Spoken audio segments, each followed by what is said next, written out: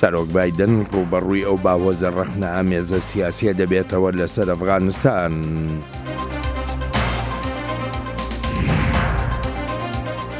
هەروادێ و ژمارەی پەنابەرانی ئەفغانستانی لە تورکیا زیاتر دەبن. لەگەڵ نەبوونی پارەشدا مانگی سووری کوردی بەردەوامە لە کۆمەککردنی ئاوارەکانی عەفرین.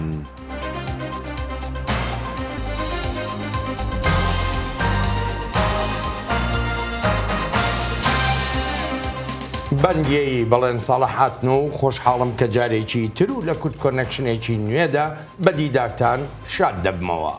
سلااو و ڕێزن من ساڵح دەمی جەرژی ji بۆ بینەرن هێژا ئیرۆ ئینە بیستێ مەها تەباغەیە ئەم بە پێشکەتنên dawiyên li dor Efxanistanê dest pê dikin.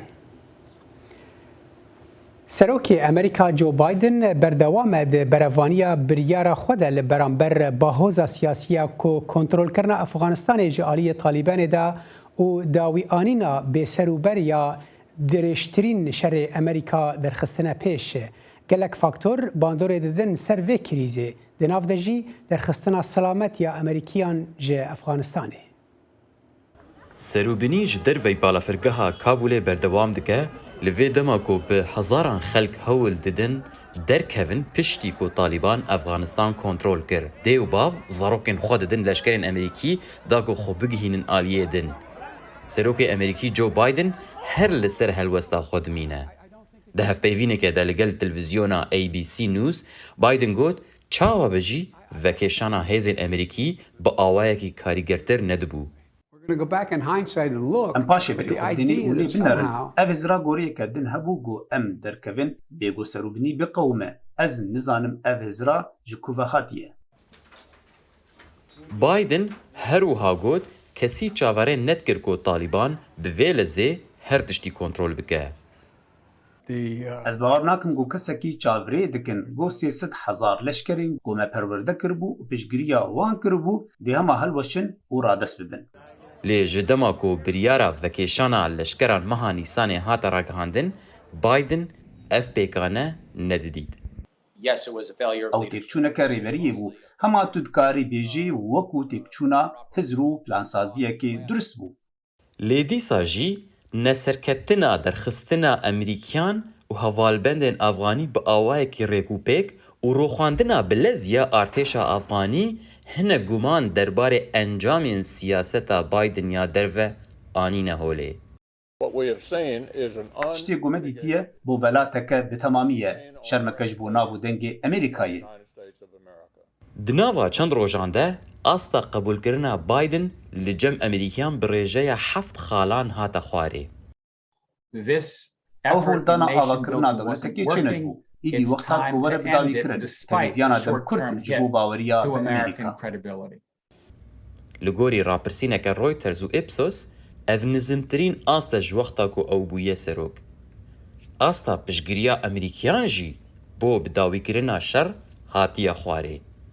Li gorî rapirsîneke Morning Consult û rojnameya Politico, 49 ji sedî ji dengdaran niha piştgiriya vekêşanê dikin.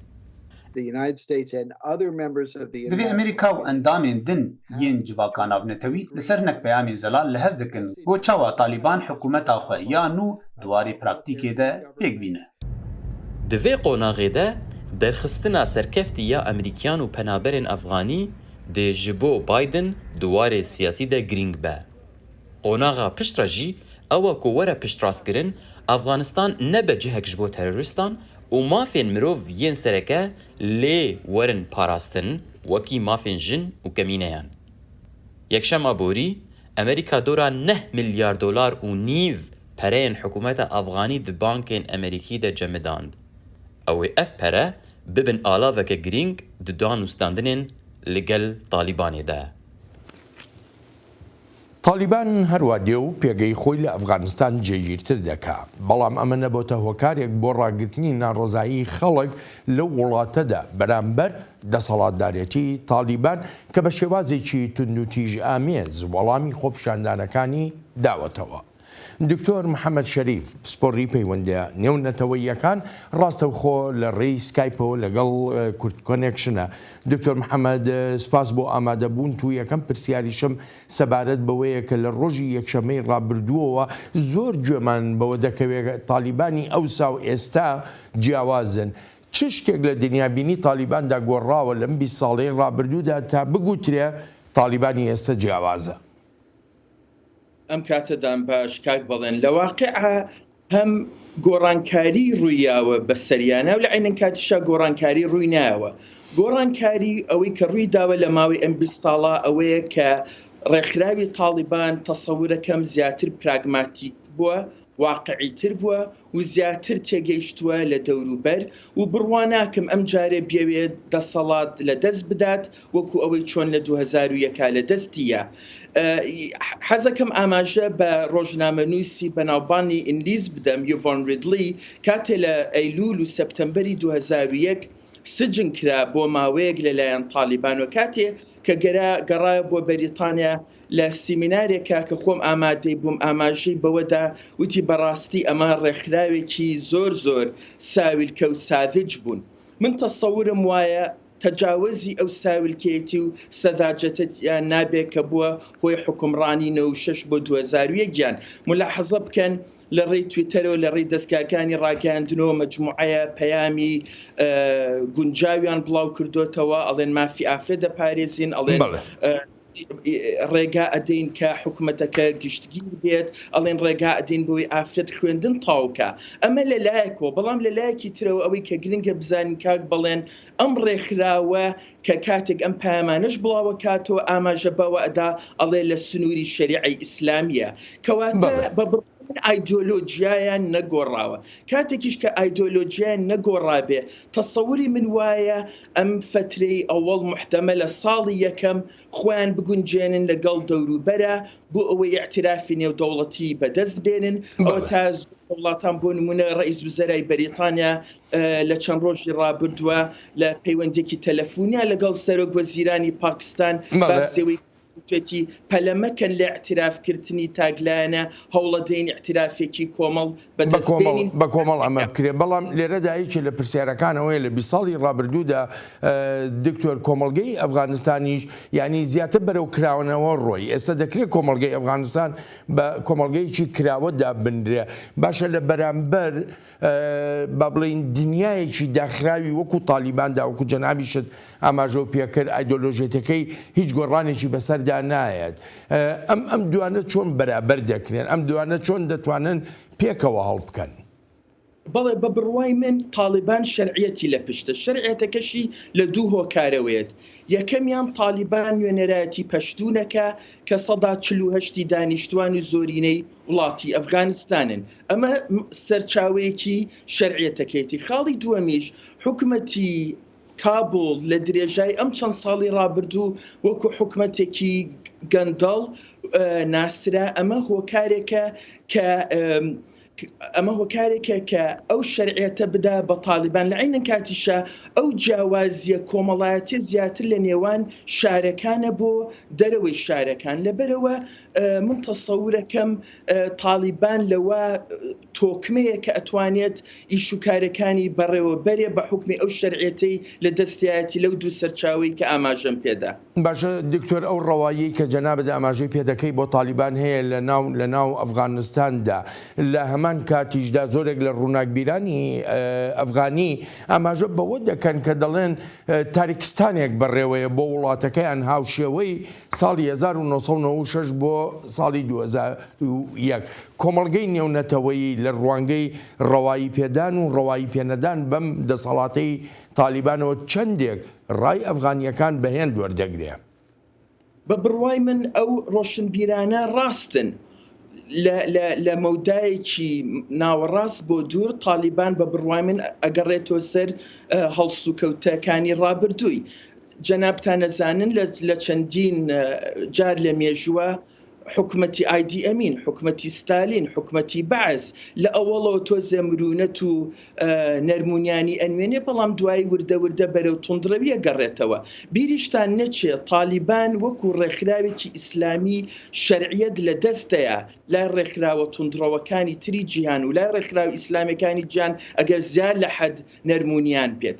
شەرعیەتی ئەو شەرعیەتێکی ئیسلامیە لەبەر ئەوە زۆر ناتوانێت یاری بکە بە شەریعەتی ئیسلامی و زیاد لە حەد نەرمونیان بێت. بەڵام دکتۆر ئۆمیان ڕەویە کە جەنابە داماژووی پێ دەکەی بە پێی راپۆرتێکی نەتەوە یەکگرتوەکان هەتا ئێستا لای تالیبان نەبینراوە. لەو راپۆرتی نەتەوە یەکگرتوەکانە ئاماژە بەوە دەکرێت کە تالیبان دەستی کردووە بە هەڵمەتێکی تۆڵەسەندنەوە لە کاربەدەستانی پێشوو یان لە دەسەڵاتدارانی پێشووی ئەفغانستان. بەڵێ ئەمە ڕەمە لە ئەوەڵەوە هەندێک شتی کەم ڕوئەیە، بەڵام لە داهاتوە بلەو بڕواایەم ژمارەی عەدەدی ئەمە زیاکە. بە بڕوای من کۆمەلگای نێودەوڵەتی ئەتوانێت لەما ڕۆڵێکی هەبێت. هەڵسوکەوتی تالیبان و پێکهاتەی حکوومەتی داهاتووی تالیبان کە تا ئێستا ئیعلان نەکراوە، ئەمانە هەمووی نیشاندەرن بۆ ئەوەی ئایا هەڵسوکەوت و سروشتی ئەم حکوومەتی تالیبان لە چ جۆرێک ئەبن. من تەسەور مایە لە ئەوڵەوە تالیبان هەندێک نەرمونیانی هەرچۆنێ بێ ئەنوێنێ ئەمانە ڕووداوی گشتگیر نین. خەڵکەکە بە دڵنیایی و ئەترسێت چونکە حکومڕانی ئەو ڕێکخراوەی بینیوە لە ڕابردووە. بەڵام ملاحەزە بکەن تالیبان سەردانی رووسیا کردو، سەردانی چینی کردو، سەردانی ئێرانی کردووە. اینجا نوێنەرایەتی هەیە لە دەوحە. من تەسەور ناکەم تالیبان بە هەمان ساولکێتی و سەداجەتی 2001 ڕەفتار بکە. ئەگەر لەو جۆرە ڕەفتار بکە ئەم جارش عمری کورتە بێت و حکومڕانێکی زوو کۆتایی پێدێت. ئەڵتەرناتیڤی تالیبان ئەم جارە چی دەبێ ئەگەر بەو شێوەیە بووکە ئاماژە پێ کرد؟ ئەمە پرسیارێکی زۆر قورسە، چونکە بە ئەمری واقع ئیسبات بوو ئەو حکومڕانانەی کە لە ناو خاکی وڵاتەکە بوون شایانی ئەو پشتگیریەی ئەمریکا و کۆمەلگای نێودەوڵەتی نەبوون، نەیانتوانی بە پێی پێویست ئەو وڵاتە یەک بخەن و یەکریزی بکەن و بۆ ئەوەی هەمووی خۆی بە بەشێ لەو پرۆسە سیاسیە بزانێ. لەبەرەوە زۆر زەحمەتە من بتوانم وەڵامی ئەوە بەمەوە بە شێوەیەکی ئاسان.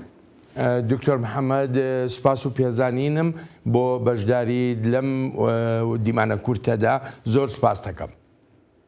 زۆر سپاس بۆ جەنابی شەکاک بەڵێن. نوێترین هەواڵ و زانیاری، خێرایی و متمانە لە فەیسبووکی دەنگی ئەمریکا. شەڕێ بە سەرکردایەتیە ئەمریکا لە ئەفغانستانê پشتی ێریشên تەرۆریستên 11 ئێلونا ساڵە 2001 دەست پێ کرد بە پشتگیریya hêzên ئەمریکا و hevbendên Efxanî ji bo rûxandina Talîbanê ya ku hiştibû Efxanistan bibe cihekî aram ji rêxistina Elqaîdê re. Vî şerî çawa dest pê kir û çi encam dan? Piştî ku Talîbanê piraniya Efxanistanê wergirte bin kontrola xwe, hikûmeta Tirkiye jî li ser sînorê Îranê li hember pêlên penaberan tedbîrên ewlehiyê zêdetir kir. Di vê çarçovê da Wezîrê Berevaniyê yê Tirkiye Hulusi Akar serdana leşkerên xwe yên ser sînor yê di navbera wan û Îranê da kir û got ku ew destûr nadin çi penaber ji sînor derbas bin.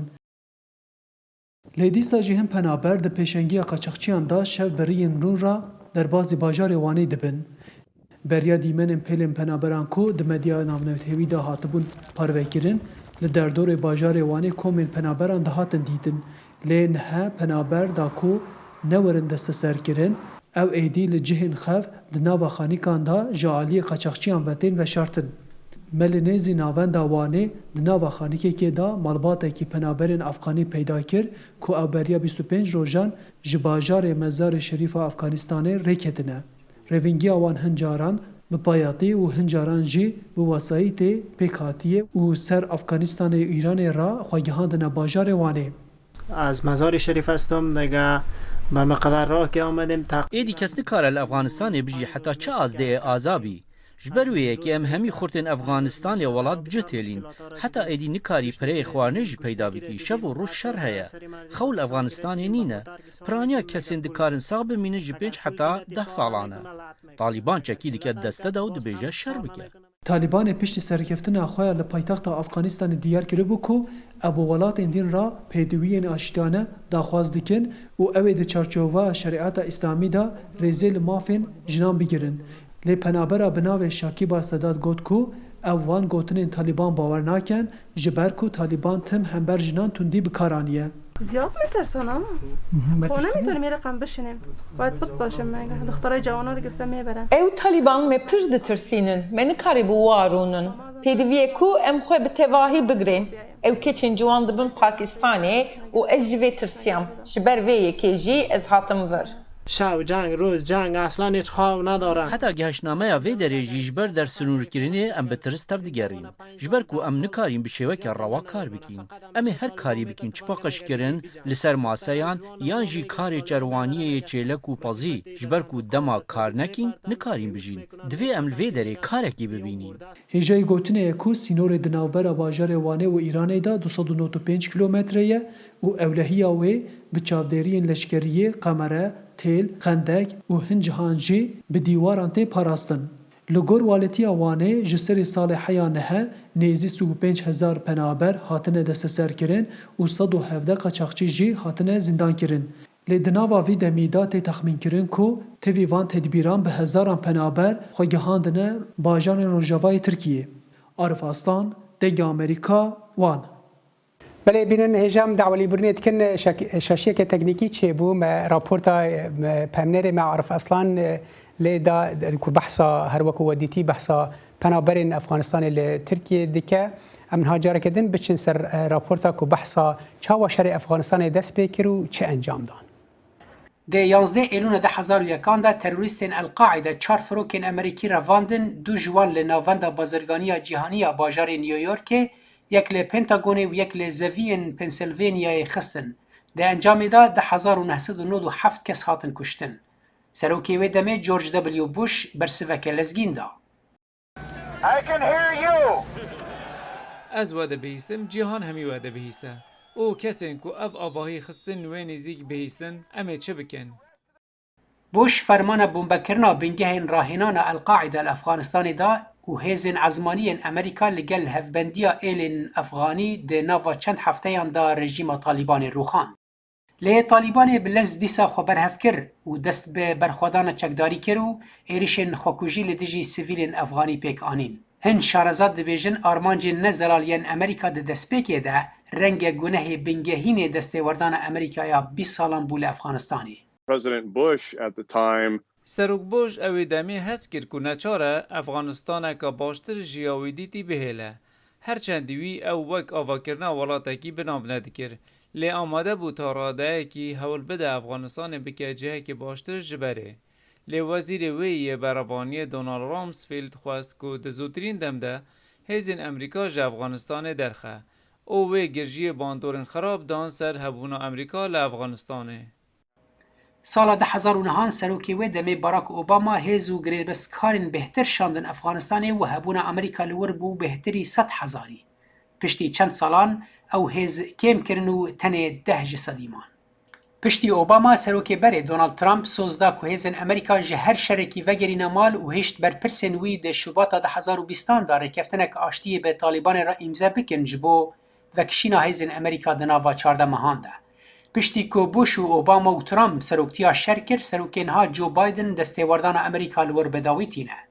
Our mission in Afghanistan was never supposed to have been nation building. ارکم افغانستان قد نه آواکرنا ولاتکی بو او قد نه پیکانی نه دموکراسی که یگرتی و نابندی بو تنه برجمندی ما یا نتوی افغانستان ایرو وک جاران دمینه نهشتنا ایرشگا تروریستی لسر امریکا لی افغانیین لهندرو درفه دلگرانن پشتی کنترل کرنا طالبان یا لزگینج افغانستان راو وینین امریکی و بیانین کوژ کابل درفن. پروفیسور سمر علی جدنگ امریکا ردویجه چاوان نرین افغانیان یا دمدرج لسر امریکا گریدای به تشتن کوده پشت را ببن.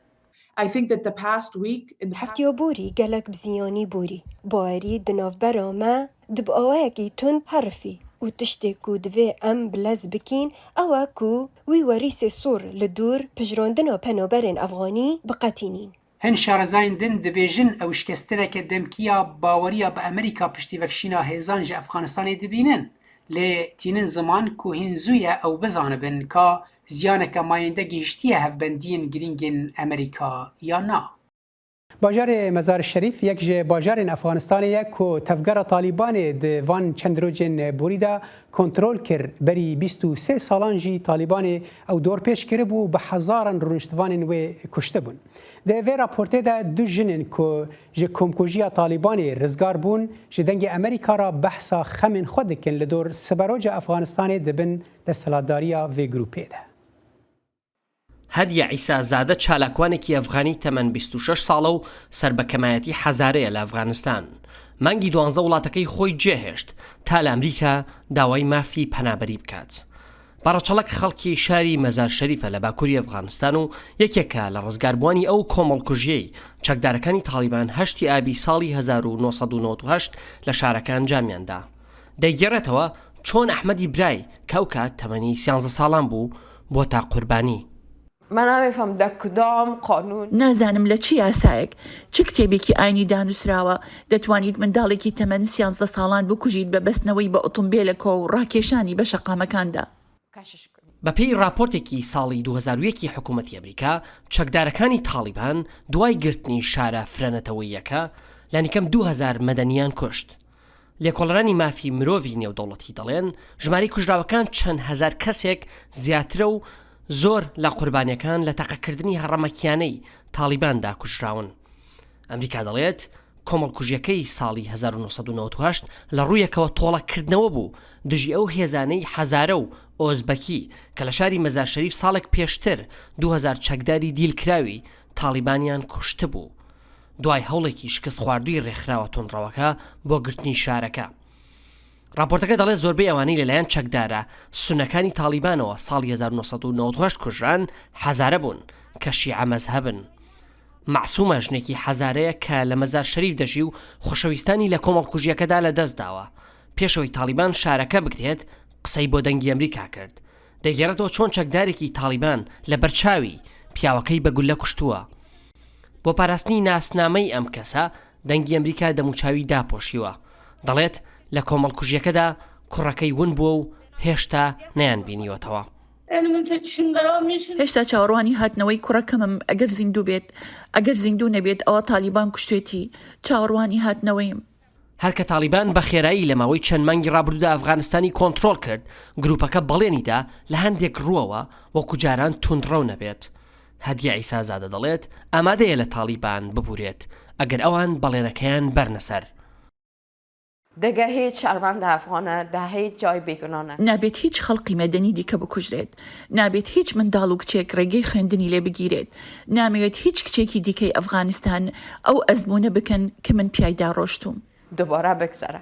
بەڵام مێژنووسی ئەفغانی زەهرا لوتفی کە لە شاری بۆستنی ئەمریکا دادنیشێت گومان دەکات تالیبان گۆڕابێت. چەندین ساڵە سیاسەتی تالیبان بریتی بووە لە بە ئامانجکردن و کوشتنی حەزارەکان. معسومە دەڵێت نیگەرانی چارەنووسی کچەکانێتی. دەڵێن تالیبان کچانی لاوە جوان بۆ خۆیان دەبن تا بیان خوازن کوڕەکان لە ماڵەکان دەبن و شەوان کوژن نەژن نەپیا و کەس سەلامت نییە لەگەڵ کچەکانمدا پەنا بۆ کوێ بەرم. میدیاکانی خۆراوە دەڵێن ئەفغانەکان لەو شوێنانەی تالیبان گرتوونی باسییان لە چەندین حاڵەت کردووە کە تیایدا ژن ناچار کراوە شوو بە چاکدارەکانی تالیبان بکات. بۆ مەهدی مەهرین نامۆ عەبدوڵڵا دەنگی ئەمریکا واشنگتن. لەگەڵ ئەوەشدا کە هیچ کۆمەکێکی دارایی وەرناگرێت بەڵام مانگی سووری کوردی بەردەوامە لە دابینکردنی یارمەتی و بەهاناوەچوونی ئاوارەکانی عەفرین کە لە ڕەوشێکی ناهەمواردا دەژین.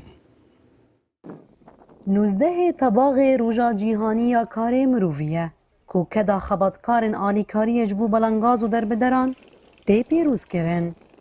Abdû yek ji wan xebatkaran e di heyva Sûriya Kurda weke şofêrê ambulansê kar dike bi dildarî û bênavber ji bo her alîkariya lezgîn seferber e. Dûr vî karê xwe ku ew jê hez dike ji me re axifî دوغم نل دركاتنا العفرين دركاتنا ما فرد دي بر زحمتها بكاستنا يعني يردمي بكي كاستنا حورك بهافرو ام كوشبر بينا وطبعا امجي جيب حاجات يردمي بام هوتن تفه في سور بين مدي يعني منظمات انسانيه انسان هابين درمان گره گندو من انسان هنا برين بي برينه وان داماد دكرن مجي والله ناس شمر مجي من حسكر وكاري مگو تمام اجي حدم اشتكابم وكاري دما دربون عفرینیان جبو پناگاه شهبا هریم کاول بو کوشرین دجوار لی رودابون و چاغه هیوا سوریا کرد بارکی گران دا سرملی خواه جبو آلیکاری داینا گلی هاتیه کچبر کرن ریوبریا هیوا سور دور کار و خبات وان آگاهی پاروه کرن 7 نقاط ما طبي ما أوفاكرن بكادر خوف طبي ملي إسعافي دو هلبت أستنجي ما دديت الدسبيك دو كم بين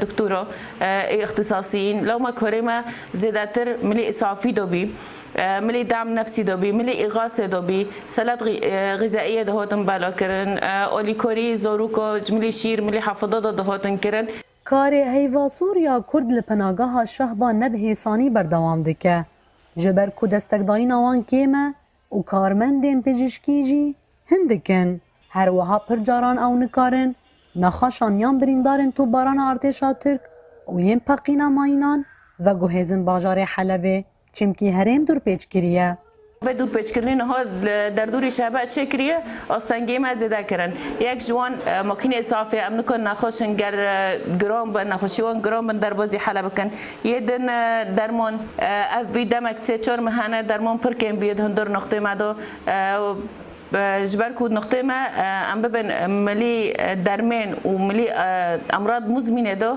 وکه واسور را کری سر ملی خو درمانی شهری هیا لاف بی دمک ام نکن پیدا بکنی حتی جیکو پیدا بکه هجمارک پر هندک د شر و آلوزیان دا سویلین بگونه و چینین لواز د جواکه ده دبن قربانی و جا پیوستیا بکار مرووی درد کفه پیش جبو آلی کاریاوان د روشن وها دا کار مرووی دبه موم د تاریه ده و هیوی ده گلک کسان دا کو انجام و باندور نینی ورن کم کرن نوروز را شدنگ امریکا تا کورتکۆنێکچنێکی نوێ هەر لە خۆشیە جێتان بێڵین هەر شاد بن